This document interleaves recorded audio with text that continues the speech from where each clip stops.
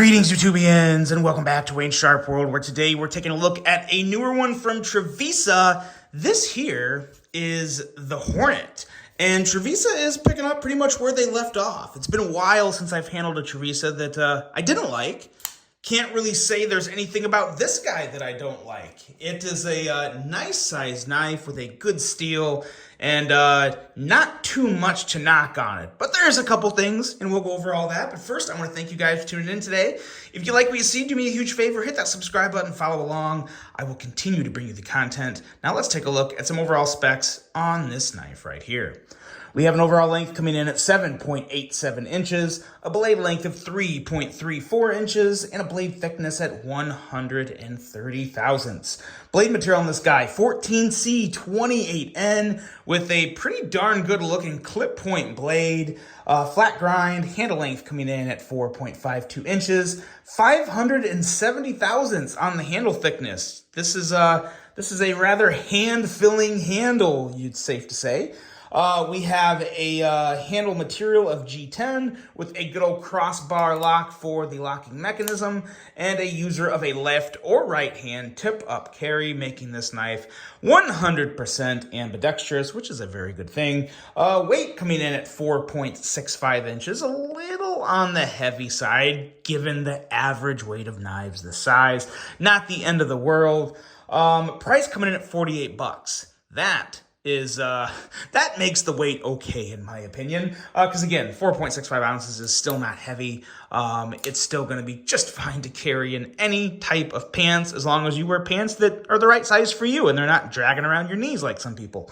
So yeah, there's that. Let's take a look at some size comparisons and then get to talking about this knife. Let's bring out some oldies but goodies. Here is the Civivi Brazen, which is just probably the perfect comparison. It's literally the exact same length. Just for the heck of it, we'll bring out one more. Here is the CJRB Pyrite Light, the normal size version. This is not the large. And there you go. I don't think we need anything else for size comparisons because the Brazen did it all. I still love the Brazen, by the way. But okay, let's get to talking about this knife, the Hornet, right here. And be careful, because this thing could sting you. This comes packing a very, very sharp blade. One of the things that Trevisa does best, you know, they're not always going to make the lightest knives. There's always going to be a little extra chunk and heft to their knives, I think. But they do such a good job with their edges and their blades. 16 thousandths behind the edge on this guy. Very nice, very slicey. Eats through paper like you don't even feel it. It's a super slicey blade. They do a great job with it. They do a really good job with their thumb studs. These are not rounded. These are not slick. These are nice and grippy, and it makes it very easy to kick that blade out. Nice jimping on the back of the spine here. Totally functional and good to go there. And then also up here, you kind of have this, it's like chamfering and just like completely, I don't know. It's, what's the word I'm looking for? I'm at a loss for words, but you got kind of like a level of chamfering up here and then completely rounding at the very, very top. For some reason, I want to say that's queening, but I know that's not right.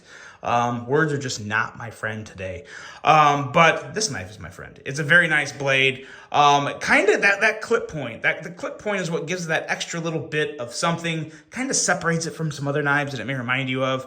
And it's just a blade that is really good to go. No issues with this blade, with the exception of the plunge grind. Not a very good plunge grind, but again, keep in mind, we're talking about a $48 knife. So yeah, as you use this blade over time and you go to sharpen it, you're going to probably build a little smile up here because it gets thick. It gets thick before the blade really ends, but at the end of the day, you'll have a little smile on your $48 knife. If that's the end of the world, then, I mean, don't buy this knife. But for me, it's not a deal breaker, not by any stretch of the imagination. If it was a $350 knife, then yes, that would not be okay.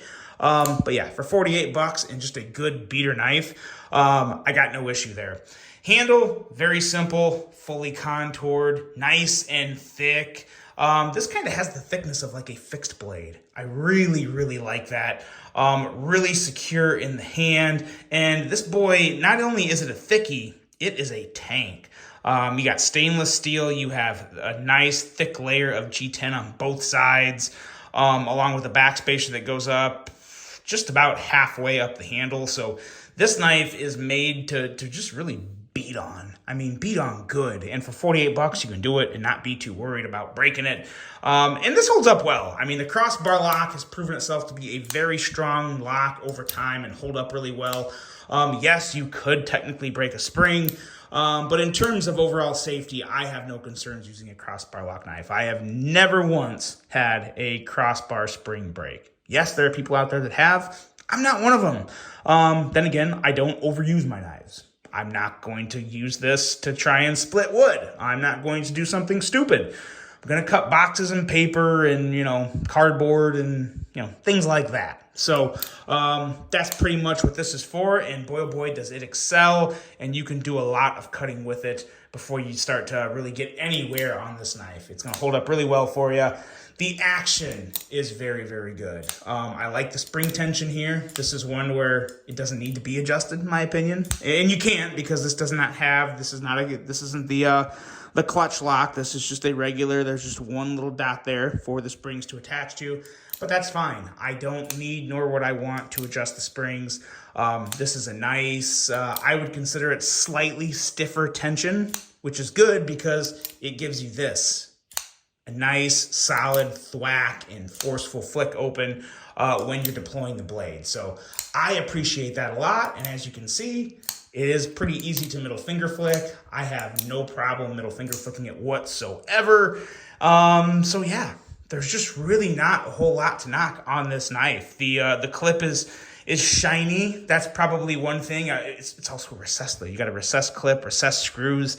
The clip is good to go from a functionality standpoint. I do wish the clip would have been blasted the same as the blade. And even if like the pivot there, I mean, again, 48 bucks, you can only ask for so much. But if the pivot and the clip was the same finish as the blade, which is basically a kind of a blasted finish, or maybe it could be, I think it's stonewashed. Yeah, it's a stonewash finish. But same finishes on that, and boy, oh boy, we would have a winner here. This is still a winner. It's just, those little things that you just kind of get with the $48, under $50 knives.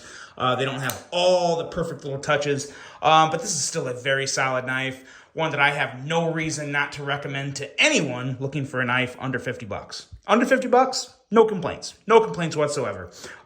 Solid, good to go, made to use, and use rather hard. This is a good one from Trevisa, guys. The Trevisa Hornet. Let me know what you think about this in the comments. Hope you guys enjoyed this one. Hope you have a great rest of your day. And until the next one, I'm out.